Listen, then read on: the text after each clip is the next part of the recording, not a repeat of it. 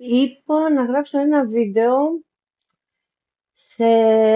που θα βοηθήσει τους απομαγνητοφωνητές και τους αντιπαραβολείς των απομαγνητοφωνήσεων των κειμένων γενικότερα. Ελπίζω να του δώσετε σημασία, ελπίζω να καταλάβετε το πόσο σημαντικό είναι να μην να δουλεύουμε με τέτοιο τρόπο ώστε το ποντίκι μας να το χρησιμοποιούμε ελάχιστα, να μην χάνουμε πολύ χρόνο πηγαίνοντας είτε πίσω με το ποντίκι, οπότε δεν ξέρουμε πόσο πίσω θα πάμε, είτε μπροστά, να μας φεύγει κλπ. Θα παρακαλούσα να το δείτε το βίντεο, να κάνετε την προσπάθειά σας. Είναι κάτι που θα σας βοηθήσει πάρα πολύ.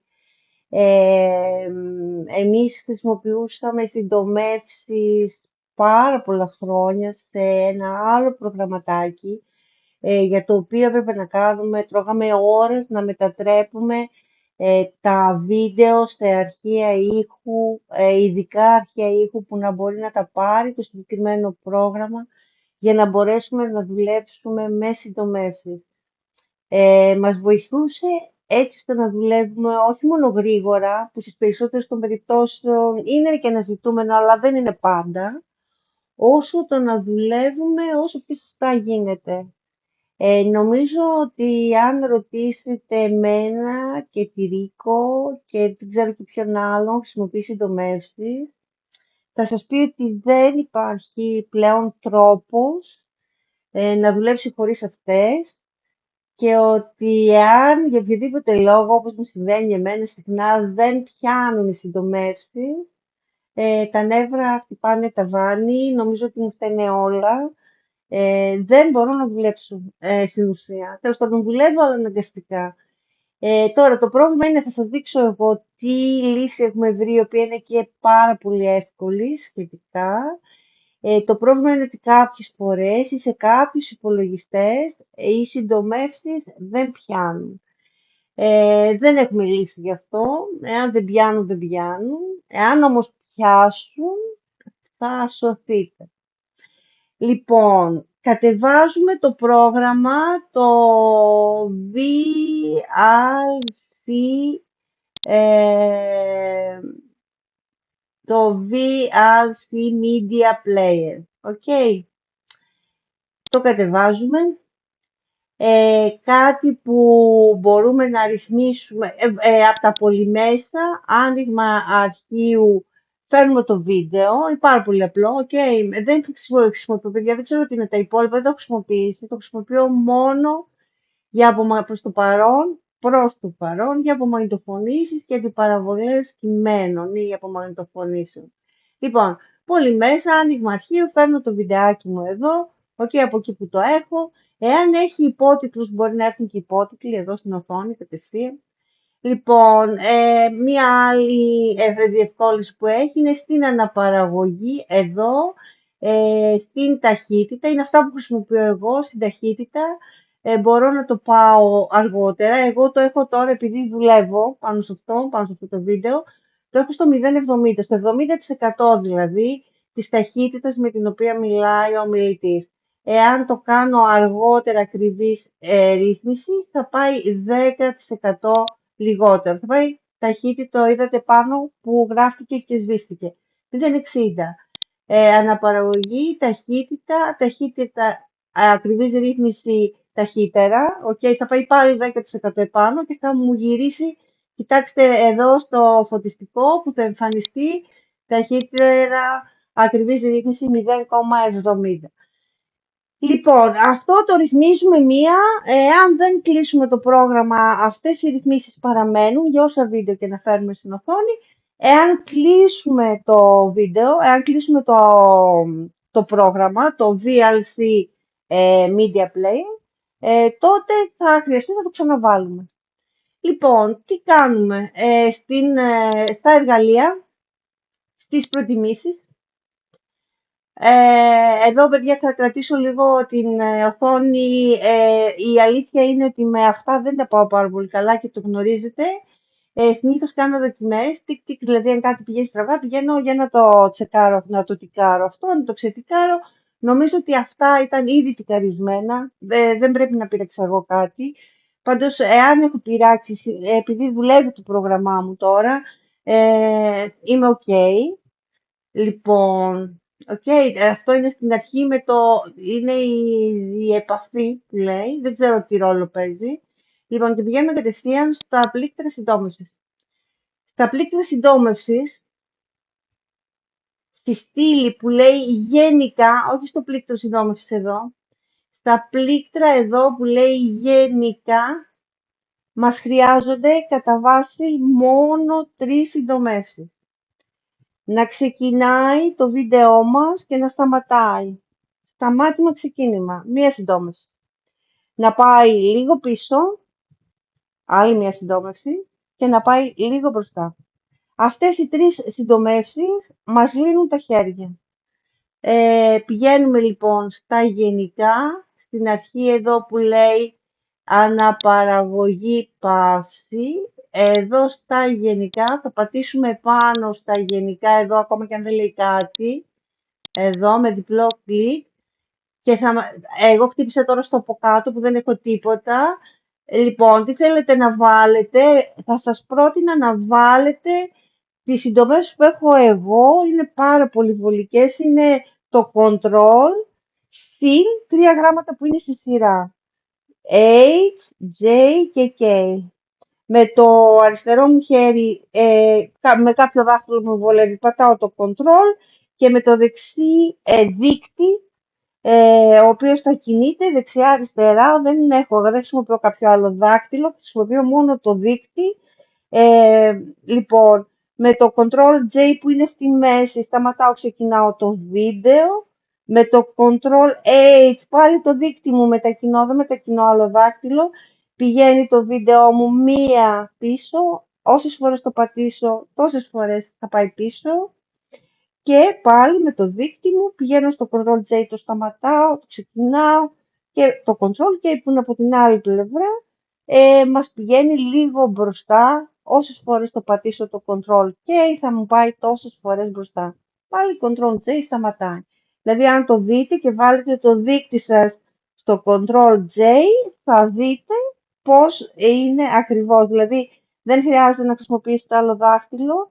Το δείκτη σας πηγαίνει και στα 3 πλήκτρα. Λοιπόν, για το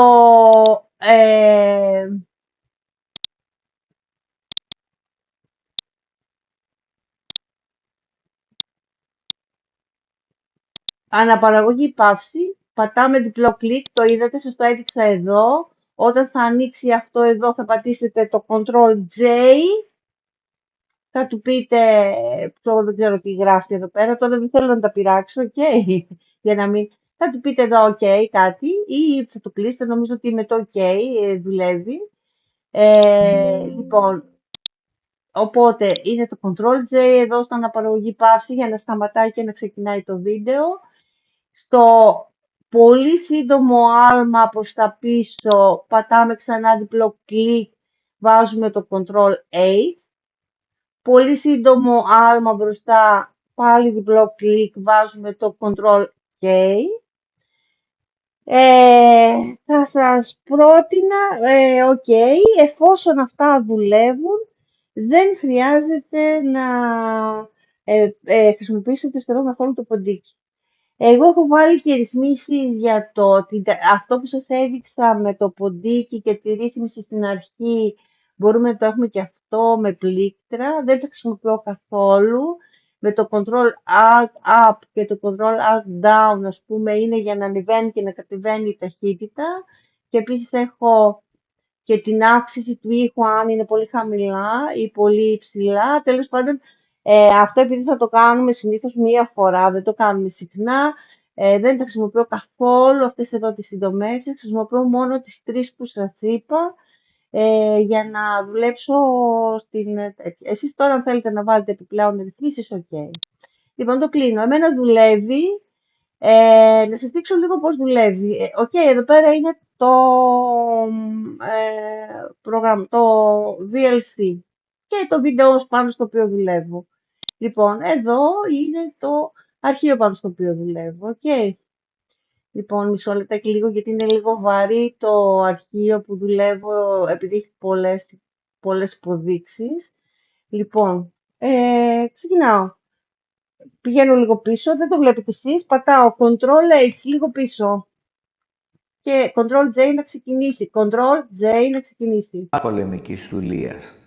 Το πνεύμα αυτής της εποχής, με την έμφαση στην περηφάνεια για την ισχύ που οφείλεται στην ιδιότητα του οπλίτη, αποδίδει ένα από τα ελάχιστα λογοτεχνικά κείμενα αυτής της περίοδου, το Σκόλιον, δηλαδή το σύντομο τραγούδι. Λοιπόν, το πνεύμα αυτής της εποχής με την έμφαση, τώρα ψάχνω να βρω η υπερηφάνεια είναι, με γιώτα είναι. Θα το δω μετά για την ισχύ που οφείλεται στην ιδιότητα του.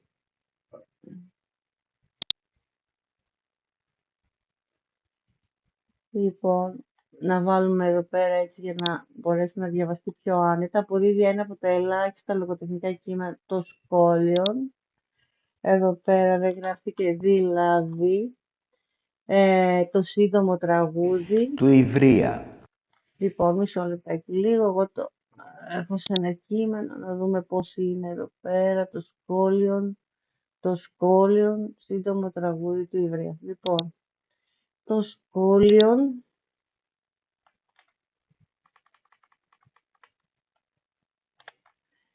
δηλαδή στο σύντομο, για να το ξανακούσω, έχει το. Λογοτεχνικά Πηγαίνω, κείμενα. πήγα 2 Ctrl-H πίσω, 2 διαστήματα. Δεν έχουμε χρόνο να ορίσουμε το διάστημα που πηγαίνει πίσω ή μπρος, ό,τι μας δίνει το πρόγραμμα. Οπότε εγώ πήγα 2 τέτοια πίσω και το ακούω. Αυτής της περίοδου, το Σκόλιον, δηλαδή το σύντομο τραγούδι του Ηβρία. Το διαβάζω στην υπέροχη μετάφραση του μεγάλου κριτολόγου και αρχαιολόγου. Λοιπόν, του μεγάλου κριτολόγου, νομίζω ότι δεν θα το. Δεν ξέρω, νομίζω ότι με μικρό είναι καλύτερα και αρχαιολόγου. Με Ctrl-H το σταμάτησα. Βλέπετε ότι το βίντεο δεν έχει καθόλου μπροστά, έτσι. Είναι δηλαδή αδύνατο να έχω χρησιμοποιήσει ποντίκι και χρησιμοποιώ μόνο τα δάχτυλά μου, τίποτα άλλο. Αλλά το σημαντικό είναι ότι μπορείς να το πας λίγο πίσω, λίγο μπροστά, δεν χάνεις χρόνο. Των αρχών του 20ου αιώνα, του Και αρχαιολόγου των αρχών του 20ου αιώνα. Στέφανου Ξανθουδίδη. Ctrl-J του Στέφανου Μεγάλο Ξανθουδίδη. Λοιπόν, αυτό. Εγώ θα σας πρότεινα να το δοκιμάσετε, να πείτε ότι σήμερα, παρότι έχουμε ένα μάθημα το οποίο τρέχει, να πείτε ότι σήμερα δεν θα δουλέψω καθόλου, αλλά θα κάτσω μισή ώρα και εφόσον δουλεύουν οι συντομεύσεις και θα εξασκηθώ στις συντομεύσεις. Δηλαδή, θα πατάω Ctrl-J, Ctrl-H, Ctrl-K, να πάει λίγο μπροστά το βίντεο, να πάει να το δω, να το ξανακάνω, να πηγαίνουν τα δάχτυλά μου εκεί αυτόματα, χωρίς να το σκεφτόμαστε και θα δείτε πόσο πολύ θα σας βοηθήσει αυτό. Δεν χρειάζεται πια να δουλεύετε στο YouTube, δεν χρειάζεται να κατεβάζετε το βίντεο και να δουλεύετε σε κάτι άλλο. Εάν το μάθετε και εξασκηθείτε πάνω σε αυτό, θα δείτε το φως, το αληθινό, θα καταλάβετε πόσο βολικό είναι το συγκεκριμένο για να κάνετε είτε απομαγνητοφωνήσεις είτε διορθώσεις. Όχι μόνο γρήγορα, αλλά το κυριότερο αυτό που μας ενδιαφέρει, σωστά.